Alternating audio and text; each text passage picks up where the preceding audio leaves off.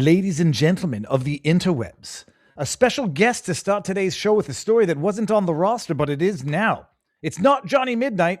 It's Brian Lupa, CanCon. You're going to see him in a second. But Johnny Midnight tweets out over 100 affidavits from Georgia voters, election officials, experts, and engineers found a massive amount of election fraud during Georgia's 2020 election. 2,506 felons voted, 66,248 underage voters. I'll go on as you can read it, but let's just play the clip for our intro before we bring on CanCon and his breaking story of the day. Behold. What we are presenting to the court and to you today as the Georgia legislature are facts. 2,506 felons voted illegally in Georgia. 66,248 underage and therefore ineligible people to illegally register to vote before their 17th birthday, when the law requires 17 and a half years old. At least 2,423 individuals to vote who were not listed as registered. 1,043 individuals to cast ballots who had illegally registered to vote using a post office box. 4,926 individuals voted in Georgia who had registered to vote after their Georgia voter registration date, thereby canceling their Georgia voter registration. 10,315 or more individuals to vote who are deceased by the time of the election. 395 I got to pause on that one. Is that to say they died? 10,000 people died between casting their ballot and the election, or they were dead when they cast their ballot? Okay, let's just keep going. Individuals to vote in Georgia who had cast ballots in another state, which is illegal in both states. 15,700 individuals to vote in Georgia who had filed a national change of address with the United States Postal Service prior to November 3rd, 2020. 40,279 individuals to vote who had moved across county lines at least 30 days prior to Election Day and who had failed to properly re-register to vote in their new county after moving, also in violation of Georgia law. The petition for contest will include affidavits of more than 100 Georgia voters sworn under penalty of perjury, attesting to and confirming multiple violations of the Georgia Election Code. You will hear from several of those witnesses today. And then we have the issue of outright lies and potential fraud. I think we can probably stop it there, not to belabor the point, because we're going to get into this in a little bit more detail with Brian Lupa. The poop is going to hit the fan, people, and it looks like there will be no justice, but at least there will be truth and vindication, and that is better late than never. We've seen the raid on the Georgia facilities. Kash Patel talked about it a little bit with Brett Baer yesterday, and I get a text this morning and a DM from CanCon, who I know has been on the channel, awesome guy, CanCon at CANNCON, which is linking to his article. And I don't want to get too far into it because I DM'd him and I said, look, this is going to be something that's a little bit too much for me to bone up on within the next 10 minutes before we're going live. Do you want to come on and talk about it? And he said, yes. And if you don't know CanCon, you're going to know him now. Brian, sir, how goes the battle? It's good to see you. How you enjoying our South Florida, Canada weather? You know, it's so funny. I went outside with my wife and the sun is out and it's like, it's warm again. And we were like, oh my goodness, for 4 days, it was mildly cold. I finally got to see the iguanas entering their catatonic state. And so I got to put together a nice video there, but it was good. It was nice. It felt like a fall in Canada. Yeah, you brought your weather down here. So, well, yeah. So we got this story now. And thank you for having me on to talk about it, because this needs to get a lot of attention. Judge Scott McAfee in the Trump RICO case in Georgia decided that he was going to release the protective order on the special grand jury transcripts in the Fani Willis RICO case. And in doing so, I was reading through the testimony of former U.S. Senator David Peru, Purdue, excuse me, Purdue. And he was a candidate that was on that ballot. He ended up losing the race in a runoff to John Ossoff, and Kelly Loeffler was the other one that lost to Raphael Warnock, which ultimately gave Joe Biden control of the U.S. Senate. The Democrats control the U.S. Senate in this country. Now, while reading this this transcript, they start getting into whether or not Senator Perdue believed there was election fraud, and Nathan Wade is questioning him, Fani Willis's boy toy. Let me stop you there just to refresh everybody's memory who might be not totally familiar with this. His name is not Scott. What was his first name? Scott McAfee? Scott McAfee, yes. Scott McAfee was the judge in the Fani Willis when they were seeking to disqualify her and her office from the RICO prosecution case because of her illicit paramour affair with, her illicit affair with her paramour, that guy, Nathan Wade.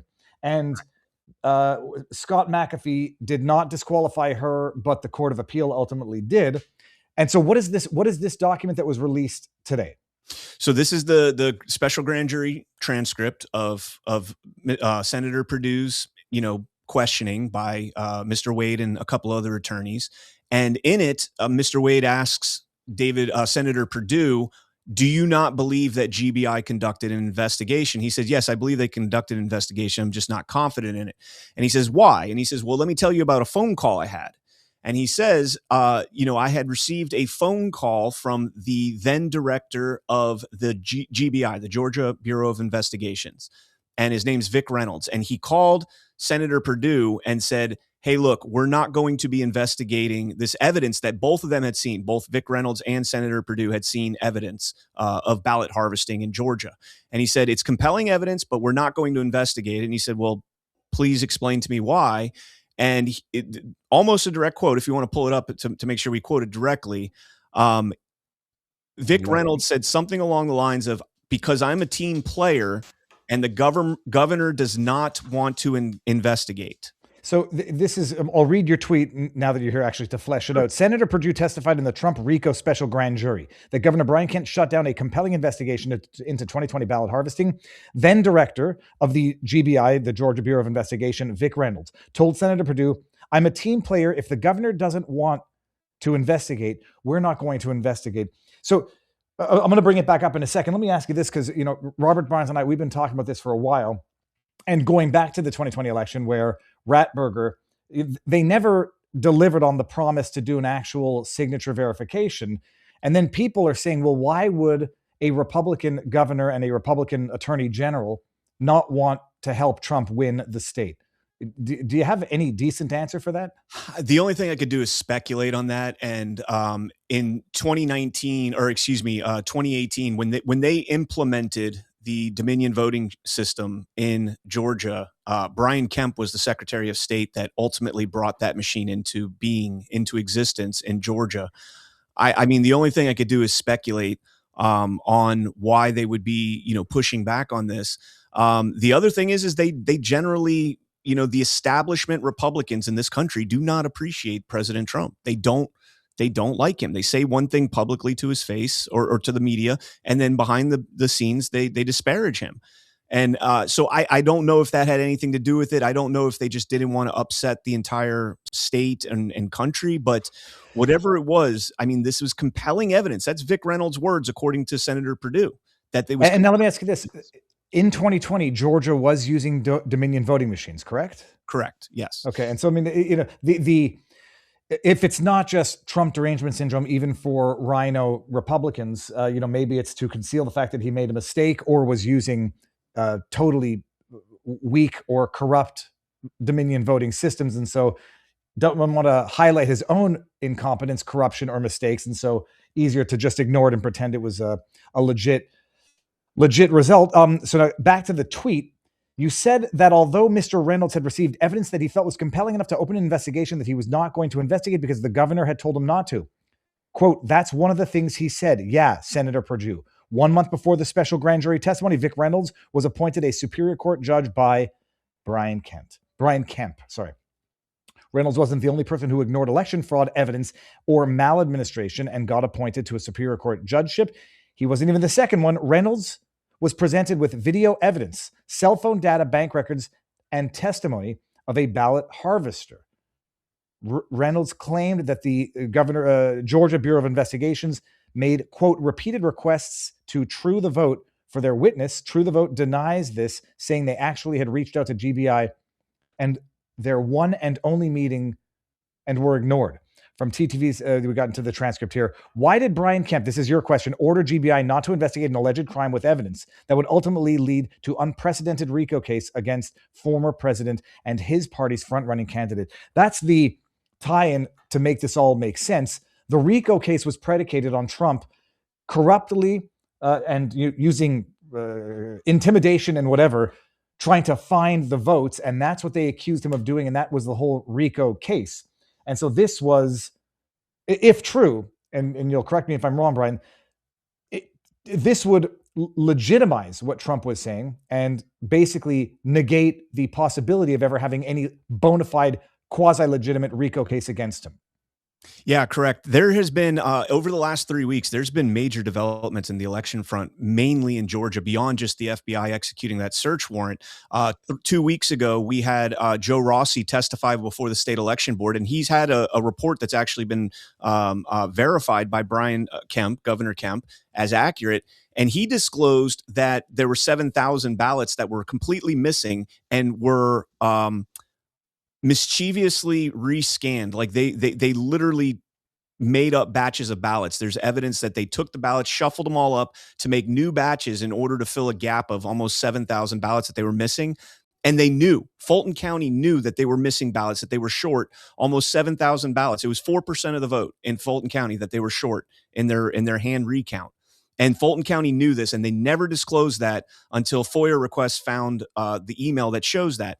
But, going back to the thing here with the GBI is, Vic Reynolds put out this letter. He sent it to the Atlanta Journal-Constitution saying that they're not going to investigate this because they've reached out repeatedly to True the Vote, and they've tried to get True the Vote to turn over their witness. Well, I spoke with Catherine Engelbrecht, the founder of True the Vote, yesterday, and I asked her for a statement on this, and she said, no, it is not true. They did not reach out to me after that initial meeting that they had, and that True the Vote was actually trying to re-engage with the GBI over this evidence to talk with them about this evidence.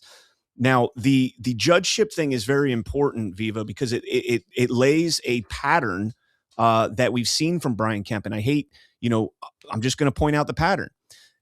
There was an audit that the Secretary of State in Georgia claims to have done. He told the people publicly, we're going to audit 6 counties and make sure that the machines are safe and everything's good. There was a gentleman that did open records requests for any responsive records that an audit took place in the counties that Brad Raffensperger, the Secretary of State, said it took place in. There were no responsive records from any of these counties. Now, that information was passed off to the Inspector General to investigate. The Inspector General said, I'm going to investigate this. And as soon as he got those emails, he ghosted the guy, disappeared completely, stopped talking to him. So the guy took it then to a district attorney in the Appalachian Circuit, and she did the same thing. As soon as she saw that evidence, she ghosted him, would not talk to him anymore. That Inspector General, Viva, is a judge now by the name of Scott McAfee.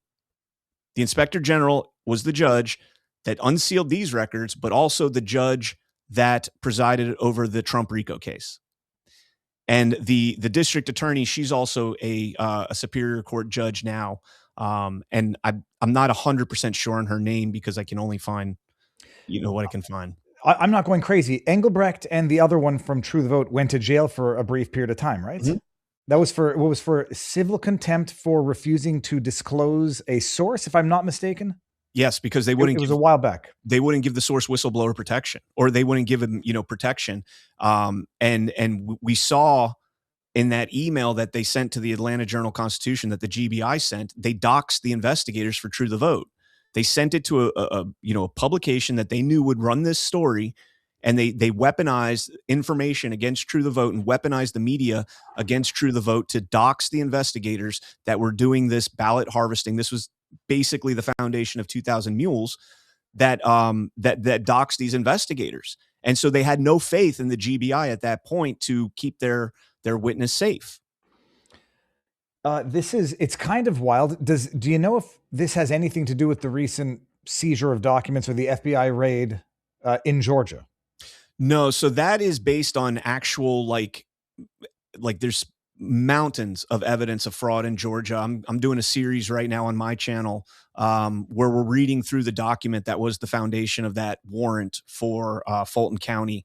It was written by Joe Rossi, Kevin Moncla, Garland Favorito, Bob Couvert, a bunch of patriots out there in Georgia.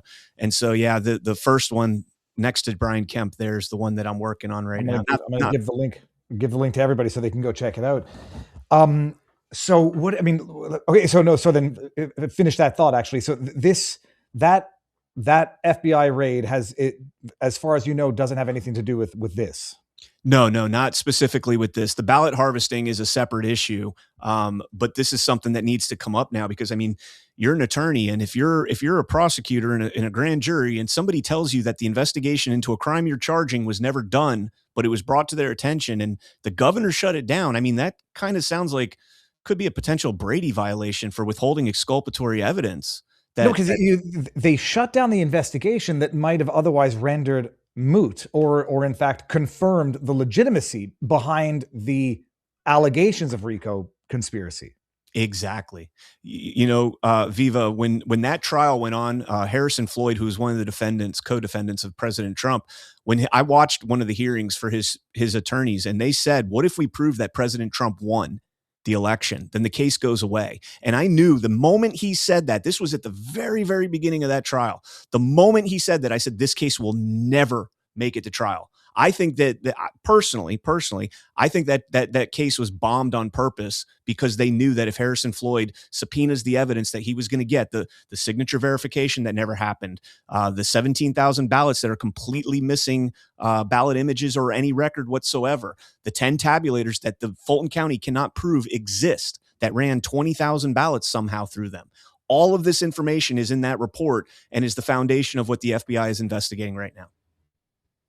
Well, that's actually mildly wild, Brian. So how many pages was the transcript, and what prompted you to start going through it? So the transcript's 91 pages, and I'm a junkie for documents, so I've got a lot more that I'll be going through, and I don't know if I'll find anything as big as that, but that one's 91 pages. The report I'm talking about is 266 pages. That's amazing. Okay, so what's your channel schedule? When are you bringing this one live? It's rumble.com/CanCon. I'm on YouTube as well at CanCon Actual.